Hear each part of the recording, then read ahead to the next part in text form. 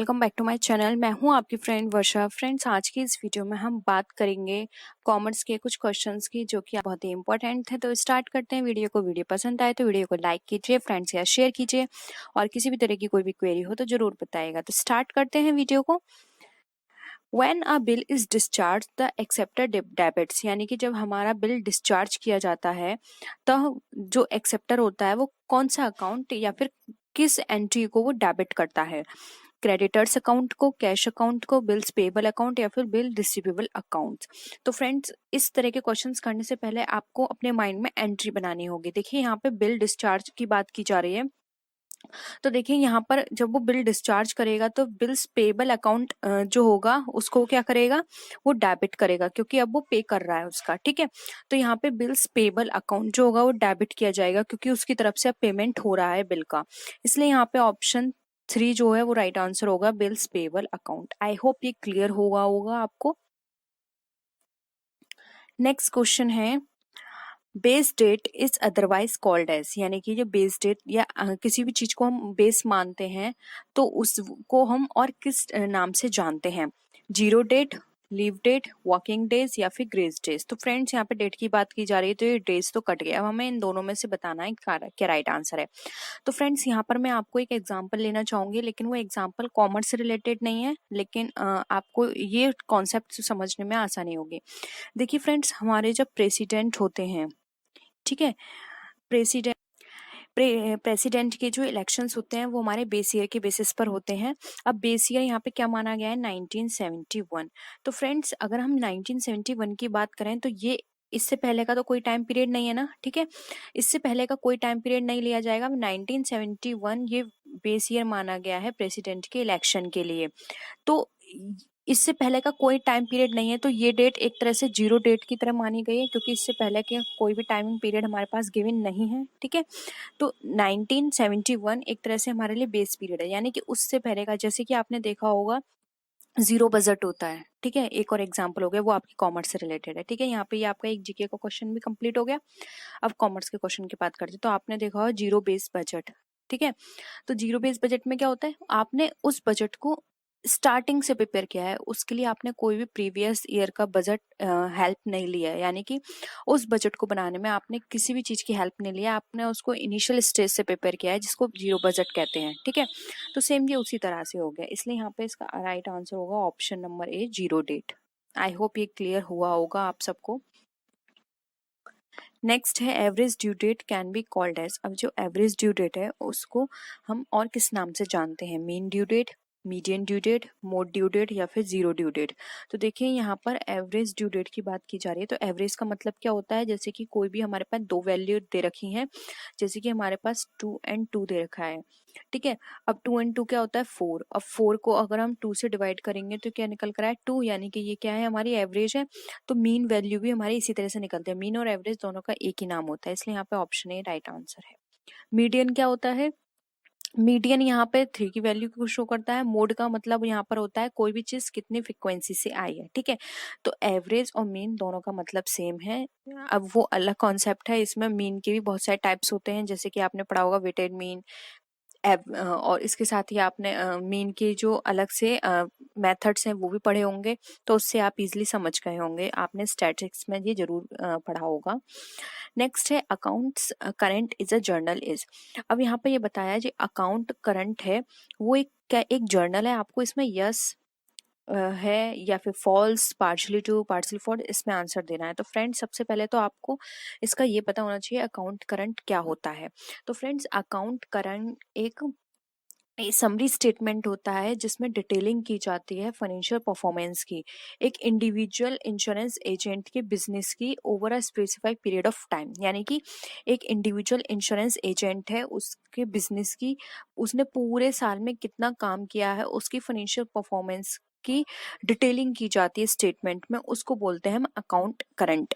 अब देखिए, account current यहाँ पर डिटेलिंग की जा रही है और समरी स्टेटमेंट की बात कर रहे हैं, तो ये जर्नल तो होगा नहीं, क्या हो जाएगा? ये एक समरी स्टेटमेंट हो जाएगा। ठीक है, तो यहाँ पर क्या हो जाएगा? फॉल्स।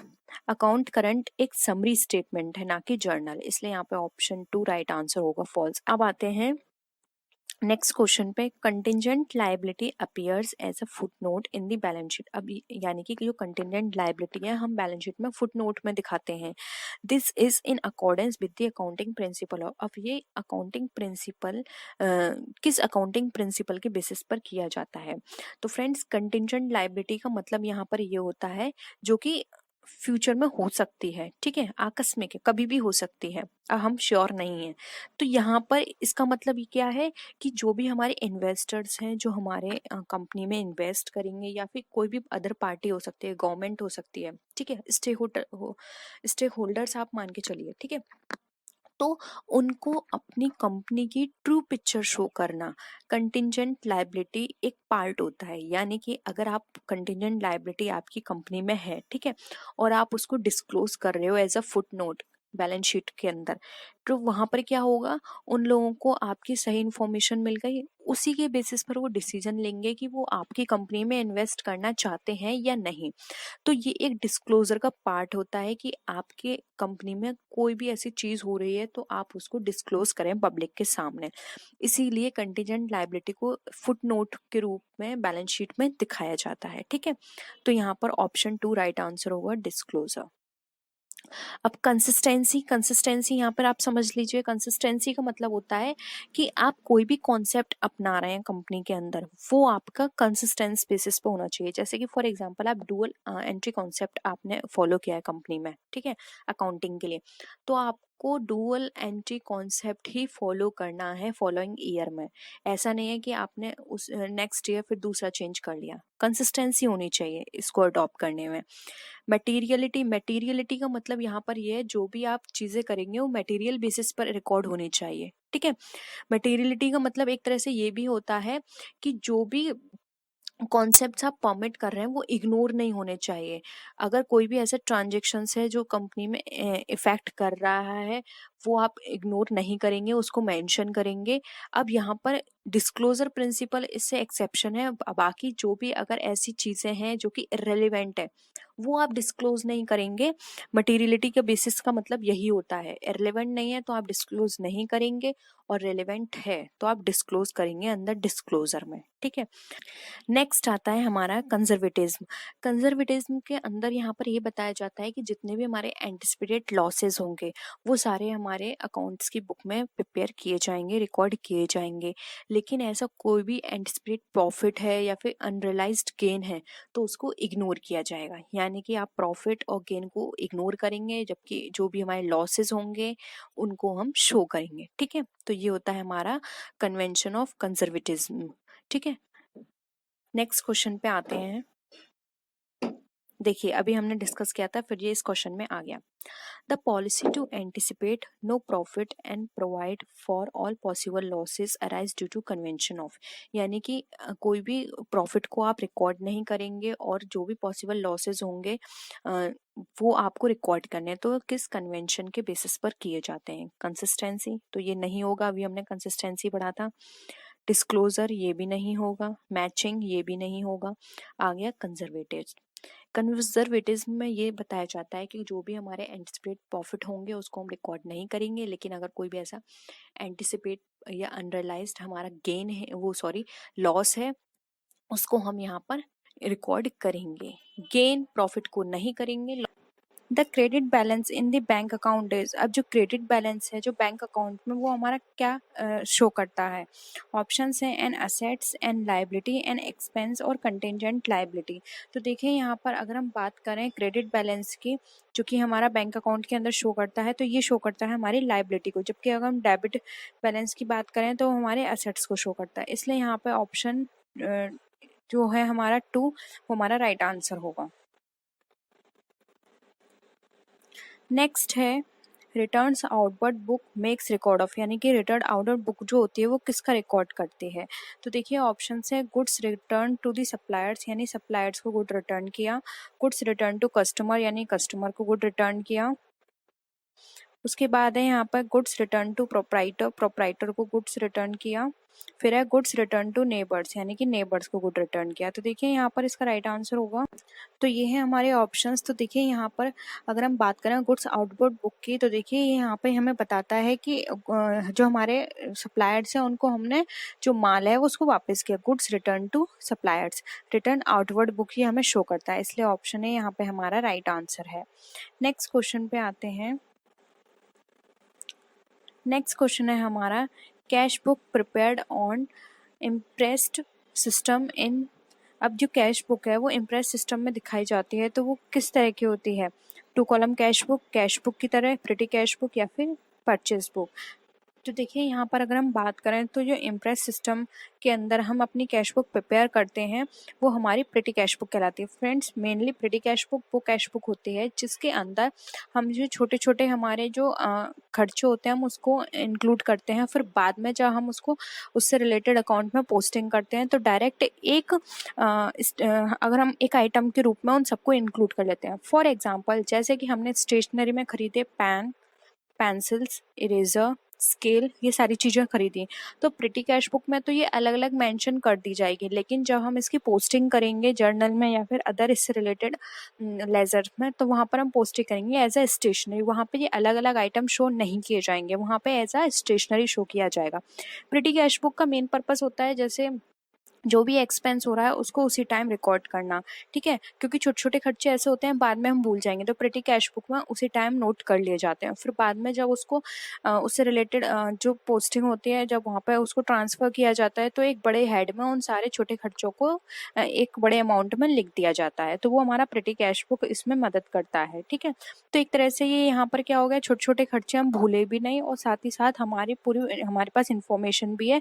कभी हमें पता चले कि फॉर एग्जांपल स्टेशनरी है वो हमारी ज़्यादा अमाउंट की आ गई, तो हम बाद में एज अ रेफरेंस देख सकते हैं कि इस स्टेशनरी में एक्चुअल में हमने कौन कौन से आइटम परचेज किए हैं, ठीक है। तो ये था हमारा petty cash book, option 3 right answer है। नेक्स्ट आते हैं, the statement send along with purchase return is. अब खरीद रिटर्न के साथ भेजा गया बयान क्या कहलाता है? Credit note, bills payable book, debit note या फिर परचेस रिटर्न बुक।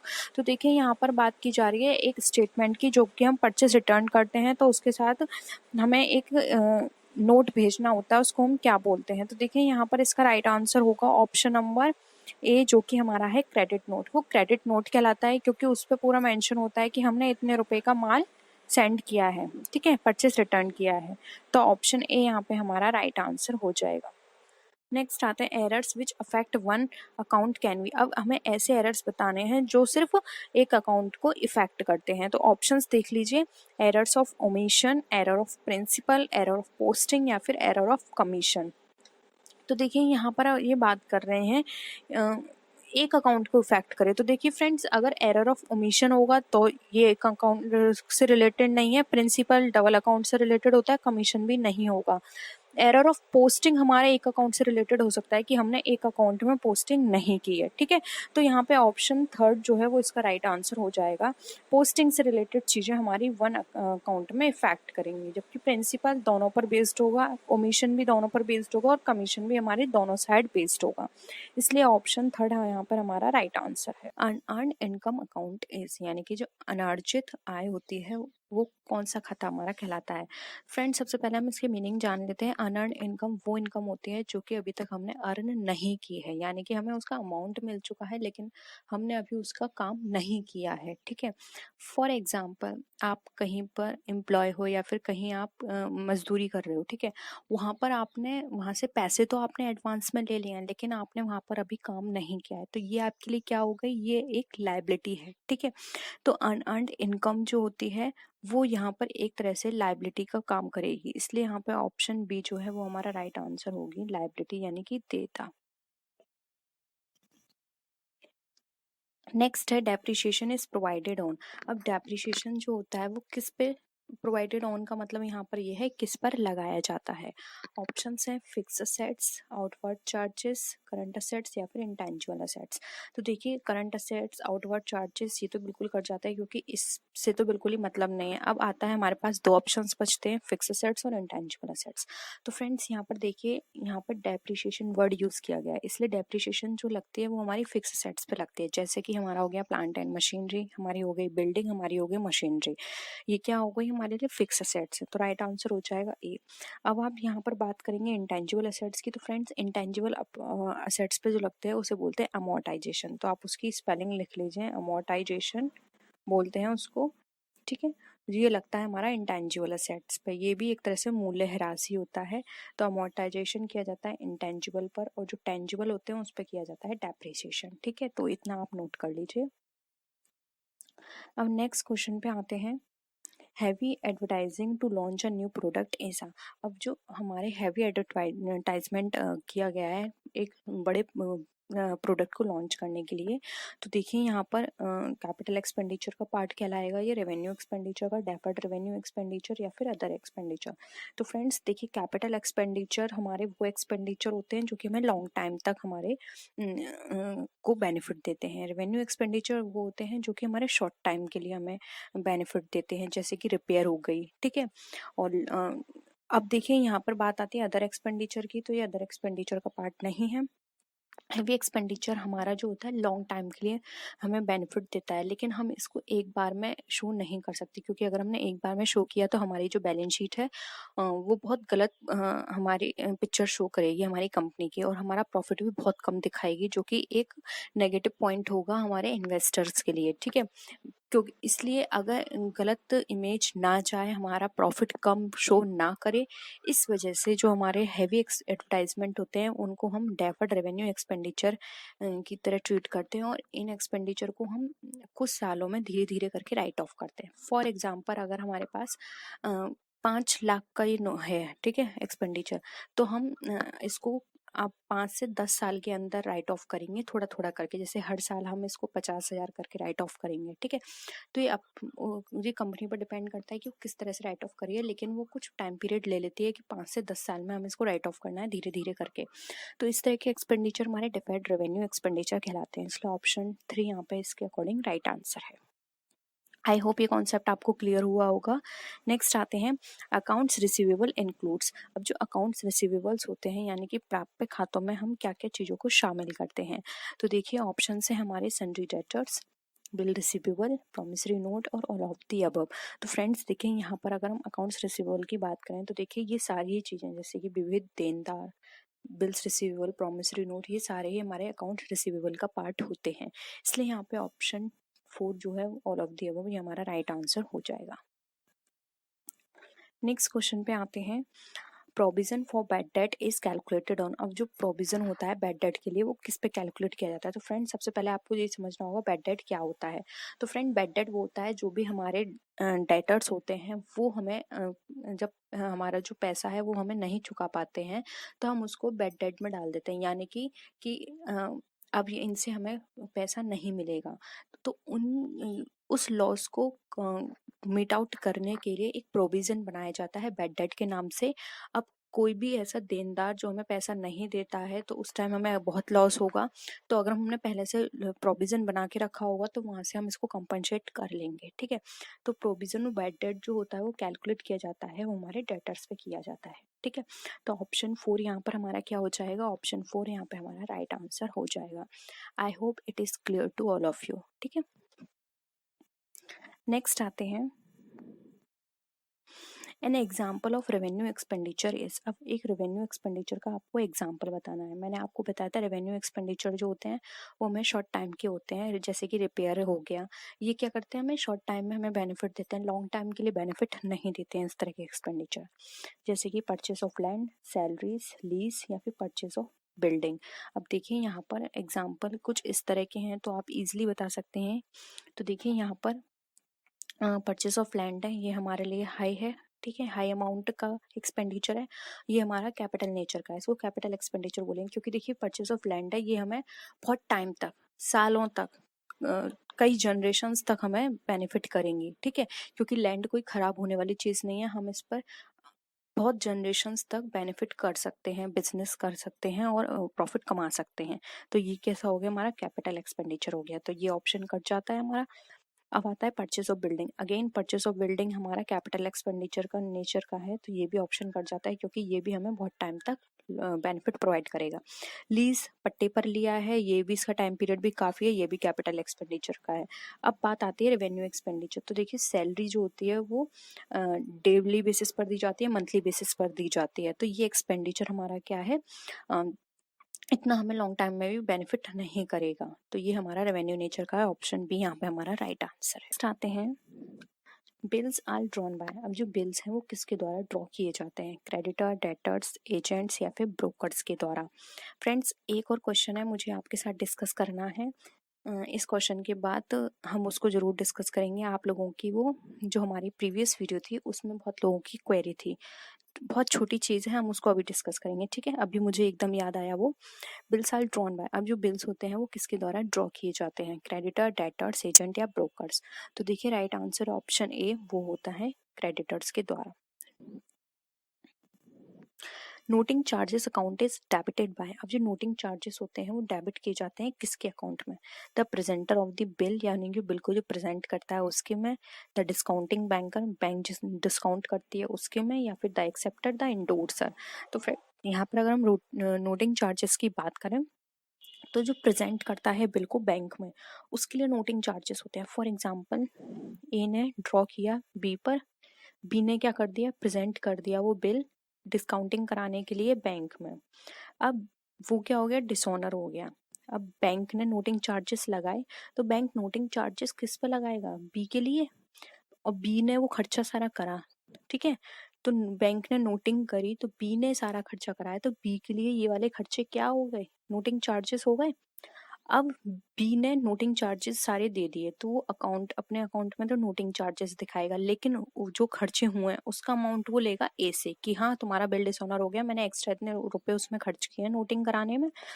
तो अब ए उसको नोटिंग चार्जेस से नहीं दिखाएगा, ए दिखाएगा जो भी उसका बिल का अमाउंट होगा उसमें ऐड करके, ठीक है, उसमें ऐड करके उस अमाउंट को दिखाएगा और वो सारा अमाउंट फिर बी को देगा, ठीक है। तो यहाँ पे ए के लिए उस कोई सिंपल चार्जेस हैं जो कि उसके बिल पर हुए हैं, बी के लिए नोटिंग चार्जेस हैं, और बैंक के लिए वो सिंपल चार्जेस हैं जो कि उसने नोटिंग से लिए हैं, ठीक है। तो नोटिंग चार्जेस ट्रीट होता है जो प्रेजेंट करता है बिल बैंक में, ठीक है। तो ऑप्शन ए यहाँ पे हमारा राइट आंसर है। नेक्स्ट क्वेश्चन है while discounting the bill debit should be given to. अब बिल में छूट देते समय डेबिट को क्या किया जाना चाहिए, bank account, bill receivable account, acceptor account या फिर कैश अकाउंट। तो फ्रेंड्स यहाँ पर अगर हम बात करें while discounting the bill debit should B, तो यहाँ पर जो डेबिट होता है अगर हम बात करें तो डेबिट हमारा किया जाना चाहिए bank account. Option A right है, ठीक है, क्योंकि यहाँ पर बैंक डिस्काउंटिंग करने में हमारे पास क्या आ रहा है, पैसा आ रहा है, ठीक है। ऑप्शंस के अकॉर्डिंग बैंक राइट आंसर हो जाएगा।